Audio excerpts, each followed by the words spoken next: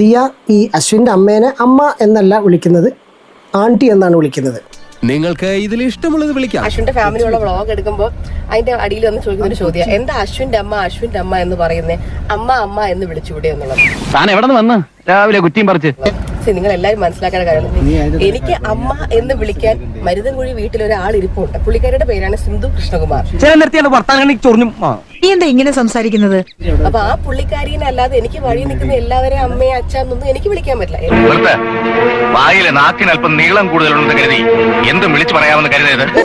വഴിയെ പോകുന്നവരെ ഒന്നും ഞാൻ വിളിക്കുന്നില്ല. ഈ വഴിയെ പോകുന്നവർ എന്ന് അവിടെ സംസാരിച്ചിട്ടുള്ള കോണ്ടെക്സ്റ്റ് എന്ന് പറഞ്ഞാൽ ആ പുറകിലിരിക്കുന്ന ഉദ്യോഗസ്ഥന്റെ അമ്മയാണ്. എന്തത് വായില് നാവണ്ടോന്ന് നോക്കിയതാ. ഇത്രയൊക്കെ കേട്ടിട്ട് ഒരു അക്ഷരം മിണ്ടണമല്ല. അച്ഛൻ കൃഷ്ണകുമാറാണ്, എന്റെ അമ്മ സിന്ധു കൃഷ്ണയാണ്. അശ്വിന്റെ അമ്മയാണ് മീനാക്ഷി, അശ്വിന്റെ അച്ഛനാണ് ഗണേഷ്. നമുക്ക് മനസ്സിലാവാത്ത ചില കാര്യങ്ങൾ പറഞ്ഞു തരാൻ വന്നിരിക്കുക. എളിമയോടുകൂടി ഒന്നും പറയുന്ന രീതിയിലില്ല അവർക്ക്. അവരൊക്കെ എന്തോ വലിയ ആൾക്കാരാണ്, ഔട്ട് ഓഫ് ദ വേൾഡ് ആണ്. ആവാം കുറച്ചൊക്കെ സ്മാർട്ട്നെസ്, പക്ഷെ പരിധി വിടരുത്. പരിധി വിട്ടാൽ ബോറാവും. അപ്പൊ അശ്വിൻ ഒരിക്കലും വന്ന് എന്റെ അമ്മയെ കണ്ടിട്ട് അമ്മേ അല്ലെങ്കിൽ എന്റെ അച്ഛനെ കണ്ട അച്ഛാ എന്ന് വിളിക്കത്തില്ല. അങ്ങനെ നിന്റെ തടി ഊരാൻ വേണ്ടി എന്റെ തല കെട്ടി വെക്കാൻ നോക്കരുത്. അമ്മേ അല്ലെങ്കിൽ എന്റെ അച്ഛനെ കണ്ട അച്ഛാ എന്ന് വിളിക്കത്തില്ല. അങ്ങനെ വിളിച്ചാൽ ഞാനും ചോദിക്കുന്ന എനിക്ക് ഭ്രാന്താണോന്നേ ഞാൻ ചോദിക്കത്തുള്ളൂ. നിന്റെ കൊള്ളരുതാത്ത ഏക അവയവം എല്ലാവർക്കും അവരവരുടെ അമ്മ അച്ഛനൊക്കെ ഉണ്ടല്ലോ, അവരെയൊക്കെ വിളിച്ചാൽ മതി. ഇനി ഇല്ലാന്നുണ്ടെങ്കിൽ ബാക്കിയുള്ളവരെ പോയി വിളിച്ചോളൂ. നീ ആരാന്നാ നിന്റെ വിചാരം? ഈ അഹങ്കാരമൊക്കെ അങ്ങ് കോഴിപ്പള്ളിയിൽ വെച്ചിട്ട് വന്നാൽ മതി കേട്ടോ. ഇവിടെ ഒന്നും ജനിക്കേണ്ട, എവിടേക്കോ എന്തൊക്കെയോ മുകളിലൊക്കെ എത്തി ജീവിക്കേണ്ട ആൾക്കാരാണ് എന്നുള്ള കണ്ടീഷനിലാണ് അവരുടെ സംസാരവും കാര്യങ്ങളൊക്കെ. നാളെ ഓമി കല്യാണം കഴിച്ച് വേറെ എങ്ങോട്ടെങ്കിലും പോകുന്നു. അപ്പൊ ഓമിയുടെ വൈഫിന്റെ അമ്മേനെ ഓമി ചെന്ന അമ്മ എന്ന് വിളിച്ചാൽ ഞാൻ അവനോട് ചോദിക്കും, അപ്പൊ ഞാൻ ആരെന്ന്.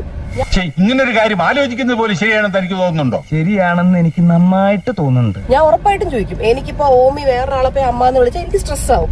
എനിക്ക് എന്നെ മാത്രം വിളിച്ചാൽ മതി അമ്മ. കണ്ടോ ഇപ്പോഴും ഇവർക്ക് നേരം എടുത്തിട്ടില്ല. വേറെ ആരെയും വിളിക്കുന്നത് എനിക്ക് ഇഷ്ടപ്പെടത്തില്ല. അപ്പൊ അതേപോലെ തന്നെ ഇപ്പൊ അശ്വിന്റെ അമ്മയ്ക്കായാലും എന്റെ അമ്മയ്ക്കായാലും എല്ലാവർക്കും അവരവരുടെ പിള്ളേർ അമ്മ എന്ന് വിളിക്കുന്നതായിരിക്കത്തില്ല ഇഷ്ടം. അത് പറയാൻ എനിക്കൊരു നാണോ ഇല്ല. എല്ലാരും കൂടെ വന്നിട്ട് അമ്മയെന്ന് വിളിക്കാൻ കാവിലെ അമ്മയൊന്നും അല്ലല്ലോ. ഒരുമാതിരി ചൊറിഞ്ഞു വരുന്നുണ്ട് നിന്റെ വർത്താനം കേട്ടിട്ട്. ഭർത്താവിന് വീട്ടുകാരൊക്കെ പുല്ല് വില പേടിയുണ്ടെന്ന് നീ അത് പറയടാ.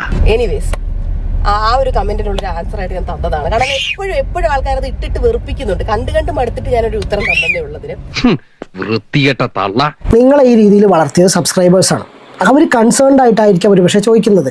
അതിനെ ഇതുപോലെ പുച്ഛിക്കരുത്. ദിസ് ഇസ് പട്ടിപ്പുച്ഛം, അൾട്ടിമേറ്റ് പട്ടിപ്പുച്ഛം. അല്ലേലും തന്റെയൊക്കെ വായന ഇതല്ലേ പ്രതീക്ഷിക്കാവൂ. പഴയൊരു വീഡിയോ. അച്ഛനല്ലേ കറക്റ്റായിട്ട് സ്ലൈസ് ചെയ്ത് അല്ല അച്ഛനാണ് അടിപൊളിയായിട്ട് സ്ലൈസ് ചെയ്ത്. യെസ്, അവിടെ അങ്കിൾ എന്ന് വിളിച്ചിട്ടില്ല, അവിടെ അച്ഛനെവിടെ. ആരെ കാണിക്കാനാണ് ഈ പ്രകടനം? ടിപ്പിക്കൽ മലയാളി പിള്ളേര്.